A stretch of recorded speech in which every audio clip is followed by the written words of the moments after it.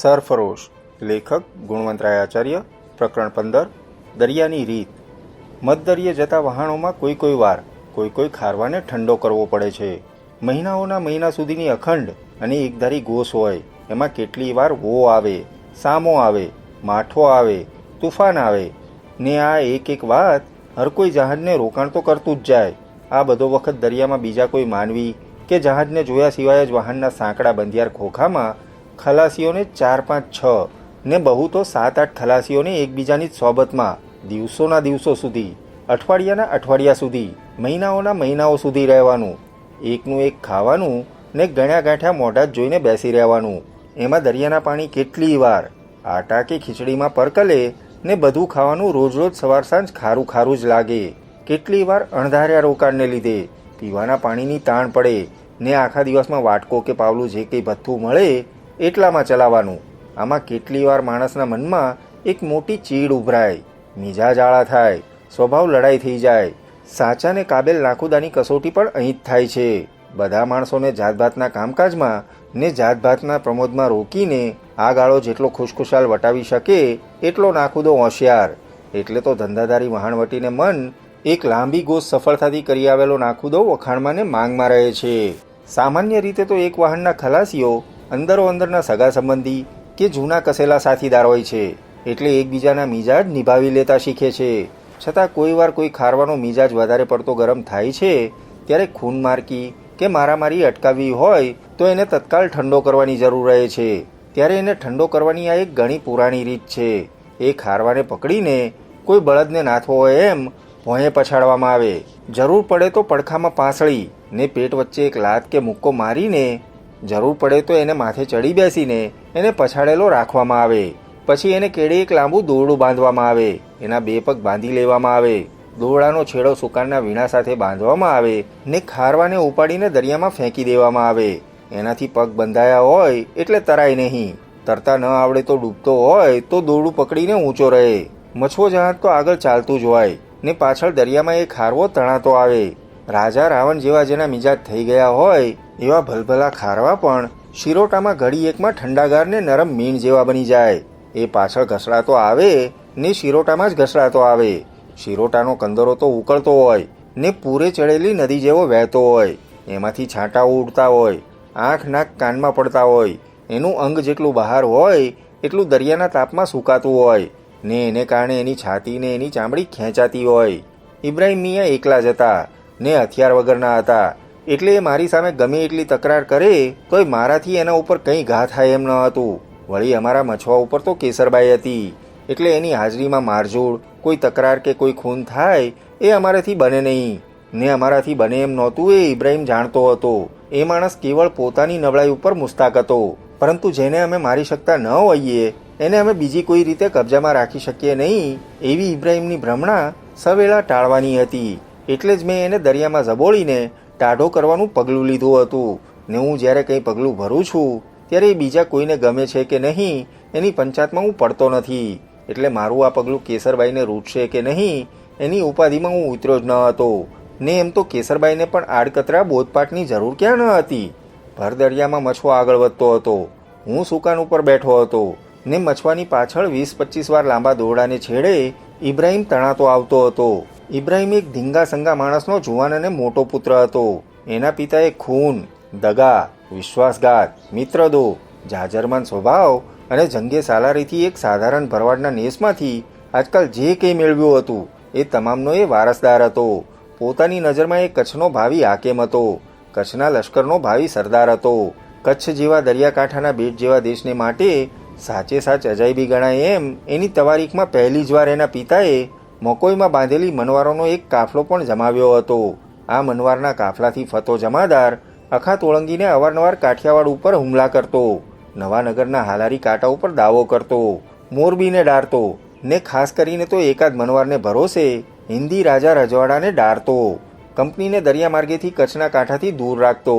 એક પ્રાસ્તાવિક વિગત તરીકે ને જે વાતને આપણી કથા સાથે સીધો કે આડકતરો સંબંધ નથી એવી વાત એ છે કે કંપનીને જ્યારે કચ્છ ઉપર ચડાઈ કરવાની જરૂર પડી ત્યારે એને આ કાફલાની હયાતીને કારણે દરિયાનો માર્ગ પડતો મૂકીને રણમાંથી આવવાનું નક્કી કરવું પડ્યું હતું. પરંતુ એ હકીકત સાથે આપણને કોઈ સંબંધ નથી.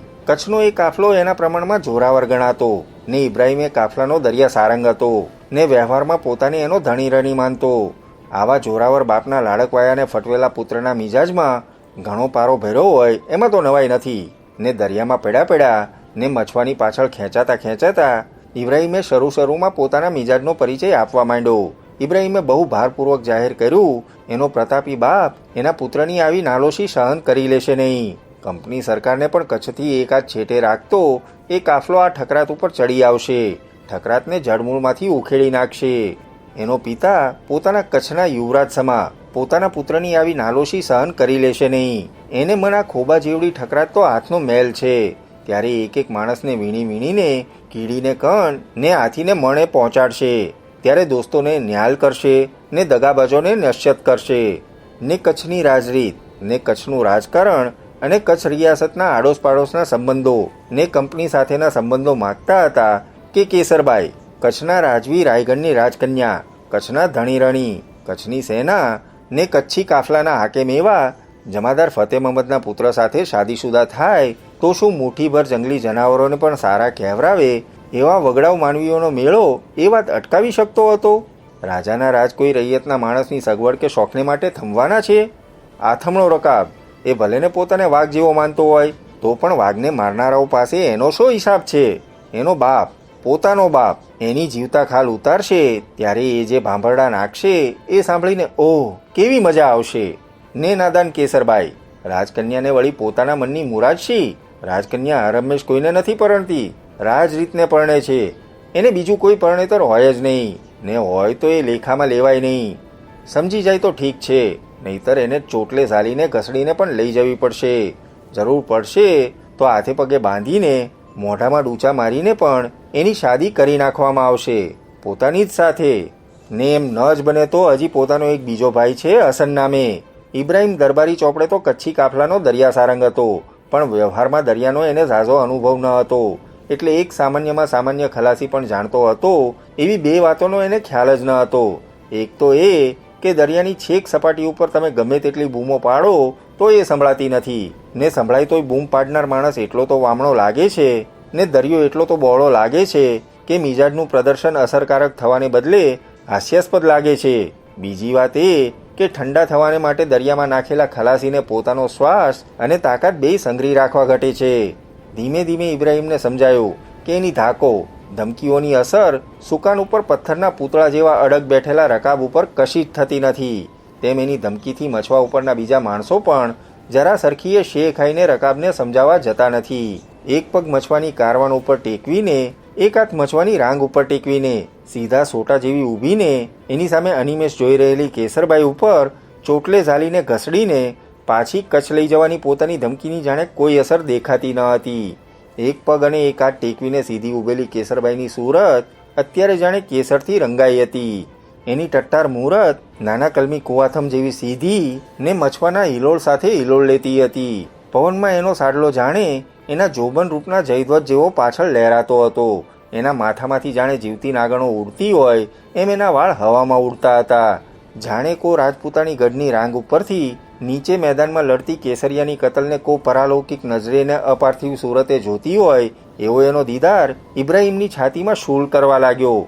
એનું હાડ ઊંચું હતું, એની કાયામાં કાંટો હતો ને એ કાંટો મિયાના કલેજામાં ને આંખમાં ખૂંચીને તીખી વેદના કરતો હતો. ઓ આ જુવતી, આ જોબન, આ દિમાગ, આ હાડ, કેટલા પાસે છતાં કેટલા દૂર. વિઠલો સુહાલીને નંદરામ ગોર એ મછવાના બીજા ખારવાઓ ગણો તો ખારવાઓ ને છડિયા ગણો તો છડિયા, પણ એમાંથી કોઈ ઉપર મિયાની ધમકીની જરા સરખી અસર થતી હોય એ ધમકીના વાદળ નીચે આવનારામાં પોતાના ભાવિનો કશો જ ખ્યાલ આવતો હોય અને પોતાના એ બુરા અંજામની એ ભાવનાથી ભયભીત બનીને રકાબની સામે જરા પણ બળવો ઉઠાવવાના હોય કે ઇબ્રાહીમને આડકતરી મદદ કરવાના હોય એવું કોઈ લક્ષણ મિયાને દેખાયું જ નહીં. ઇબ્રાહીમ વણાગ્યો જુવાન, સોહામણો જુવાન, કચ્છની ફોજનો સિપે સલાર, કચ્છી કાફલાનો દરિયા સારંગ, કચ્છના રાજાને નજરકેદ કરીને કચ્છની 7 લાખની વસ્તીના જાનમાલના ધણી રણી સમા જમાદાર ફતેહ મહમ્મદનો લાડકો પુત્ર. કચ્છના નજરકેદ રાજા રાયગઢને તો કોઈ પુત્ર પણ ન હતો. એક મુસ્લિમ બેગમની પુત્રી જૂનાગઢના નવાબ સાથે પરણાવી હતી ને બીજી પુત્રીને પોતાની સાથે પરણાવવાનું નક્કી થયું હતું. એટલે એમ જ માનો ને કે કચ્છનો ભાવિ રાહ ગણાય એવો કચ્છનો યુવરાજ. બસ એની તો જાણે કંઈ ગણતરી જ નહોતી. નક્કી સુધારો હજી અહીં પહોંચ્યો ન હતો ને આ લોકો હજી આફ્રિકાની પ્રજાઓ જેવા જંગલી છે, અણઘડ છે, રાજરીત જાણતા નથી, રાજ રસમ પણ જાણતા નથી. નહીં તો જમાદાર ફતેહ મહમ્મદને છેડવાનો વિચાર સરખો કરે. અને પોતાના લાડકવાયા પુત્રની આ દુર્દશા સાંભળીને જમાદાર છંછેડાયા વગર રહે. અને ફતો જમાદાર છંછેડાય એટલે શું? જઈને પૂછો કચ્છનું લશ્કર લઈને કચ્છ ઉપર ચડી આવેલા કપ્તાન મેકમર્ડોને. બાપડો ઘાટીલા પાદરમાં સરસામાન, અસબાબ, દારૂ ગોળો, તોપ તો શું, પાટલુન બદલવાને ઊભો નહોતો રહ્યો. મેરુ ખવાસનગરનો માથા ફરેલો વજીર બાપડો વર્ષો થયા અવસાન પામ્યો છે. નહીં તો એને પૂછો કે છંછેડાયેલા જમાદારને દરિયો પણ રોકી શકે છે કે ડરીને માર્ગ આપી દે છે. પણ આ બધું અહીં તો ભેંસ આગળ ભાગવત જેવું છે ને. કોઈને સાંભળવું જ નથી, સમજવું જ નથી ને ડરવું પણ નથી. ત્યાં થાય શું? માણસને ડરાવવાની તમામે તમામ કોશિશ કરીએ ને છતાં માણસ ડરે જ નહીં ત્યારે કરવું શું? મછવો તો ભર દરિયે સડસડાટ આગળ ને આગળ વધતો જ જતો હતો ને ઇબ્રાહીમને પોતાની પાછળ ને પાછળ ખેંચતો હતો.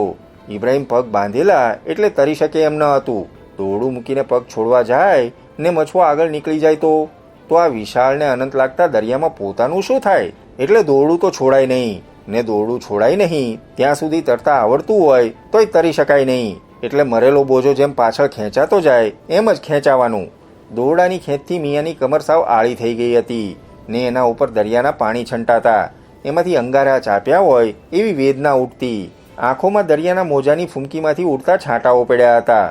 પડતાને કાળી બળતરા કરતા હતા. બળતરા પણ એવી કે આંખો ઉગાડી રાખો તો ખૂબ જ બળતરા થાય ને આંખો બંધ કરો કે પહેલાની વેદના ઓછી હતી કે આ ઓછી છે એ નક્કી ન કરી શકાય. કેડનું તાણ ઓછું કરવાને ઇબ્રાહીમે બે હાથ વતી જોરથી દોરડું પકડ્યું. પોતાની કેડને આરામ આપવાની એની તજવીજ હાથ ઉપર ખૂબ જોર કરતી હતી. મિયાની હથેલીમાં દોરડાના કાપા પડ્યા હતા ને એના ઉપર ખારું પાણી પડતા એમાંથી જે બળતરા ઉઠતી એ કેડની બળતરા કરતાં ઓછી કે વધારે એ નક્કી કરવું પણ સહેલું ન હતું. ધીમે ધીમે મિયાની ધમકીઓ સમાઈ ગઈ. એને બોલવાના પણ હોશ ન રહ્યા. પોતે મુલાયમ તબિયતનો ઇબ્રાહીમ જ નહીં પણ કોઈ અખંડ વેદનાની પીડાનો પીંડો હોય એવો બની ગયો હતો. ભલભલા કજિયાખોરના કજિયા દરિયાના ભર્યા પાણીમાં સાવ સુકાઈ જાય છે. કેટલો સમય ગયો એનો કોઈ અંદાજ ન હતો. પણ પોતે સૃષ્ટિ જ્યારથી પેદા થઈ ત્યારની જ ઘડીથી આવી વેદના ભોગવતો હશે એમ જ ઇબ્રાહીમને લાગ્યું. હવે એને બોલવાના હોશ ન રહ્યા. હવે કેડને હાથથી વારફેર કરવાનો પણ એને વિચાર આવતો તે બંધ થઈ ગયો. પારાવારની વેદના, રોમ રોમમાં અગન બળતરા ઉઠતી હોવા છતાં પણ આ દોરડું મુકાય જ નહીં એ એક ખ્યાલ સિવાય બીજા તમામ ખ્યાલો એના મગજમાંથી સાવે સાવ નીચોવાઈ ગયા હતા. એણે દયાભરી નજર નાખી જોઈ પણ એ સફળ ન થઈ. એણે મરવાના ઢોંગ કર્યા પણ એની કોઈ અસર ન થઈ.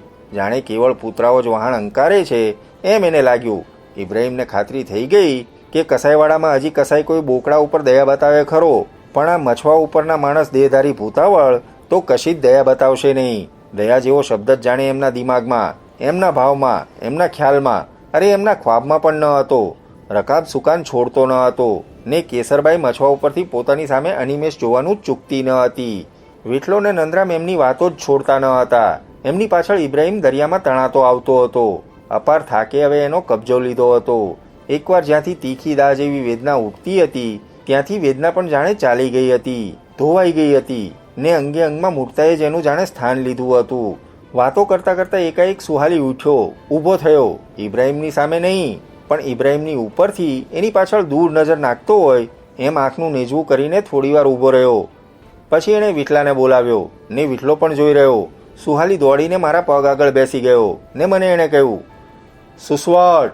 સુહાલીને સુકાન ભાળવીને હું એકદમ ઊભો થયો. ઇબ્રાહીમની પાછળ લગભગ 100 વાર દૂર સુસવાટ ચાલી આવતી હતી.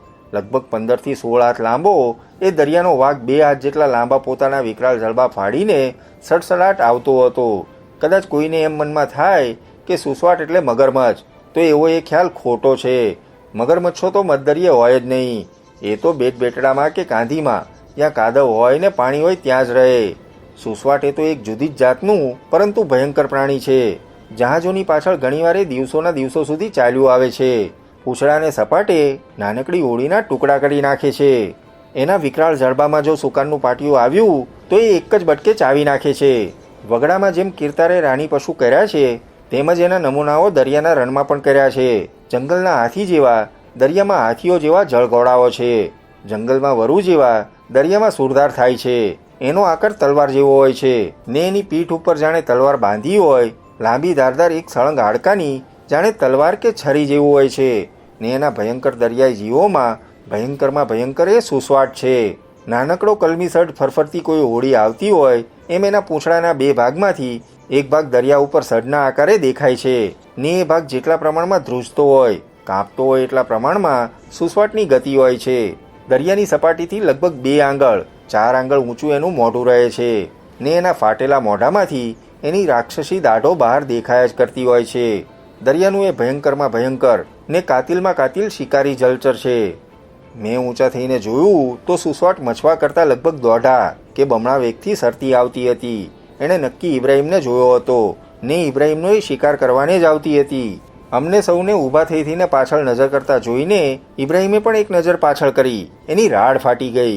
મેં વિઠલા અને સુહાલીને નિશાની કરી. બંનેએ દોરડું અંદર ખેંચવા માંડ્યું. નંદરામ ગોરે પણ સાથ દીધો, પરંતુ અમને લાગ્યું કે અમે 20-25 હાથનું દોરડું જેટલી ઝડપથી ખેંચી શકતા હતા એના કરતાં બમણી ઝડપે સુસવાટ આગળ સરકતી હતી. ઇબ્રાહીમની બીજી ચીસ હવામાં પડઘો પાડી રહી. સુસવાટ એને લગભગ પહોંચી ગઈ હતી ને દોરડું હજી 10 હાથ બાકી હતું. મને એક બંદૂક આપો, કેસરબાઈએ કહ્યું. મેં એના હાથમાં એક બંદૂક આપી. કેસરબાઈએ નિશાન લઈને ગોળી વછોડી. ઇબ્રાહીમના કાન પાસેથી ગોળી ગઈ ને ઇબ્રાહીમે ચીસ પાડી. ગોળી સુસવાટના માથામાં લાગેલી અમે બધાએ જોઈ. હું તો જાણતો હતો કે સુસવાટના કપાળમાં ગોળી વાગી ને કપાળમાં અથડાઈને દિવાલ સાથે અફળાયેલો દડો જેમ પાછો ફરે એમ ગોળી સુસવાટના કપાળમાં વાગીને ત્યાંથી અથડાઈને પાછી અમારા મછવામાં આવી. નરી અજાયબીથી કેસરબાઈ મારી સામે જોઈ રહી. મોઢામાં છરી લઈને હું દરિયામાં કૂદી પડ્યો. કૂદતાની સાથે એકવાર ઉપર આવીને મેં સુસવાટને જોઈ લીધી.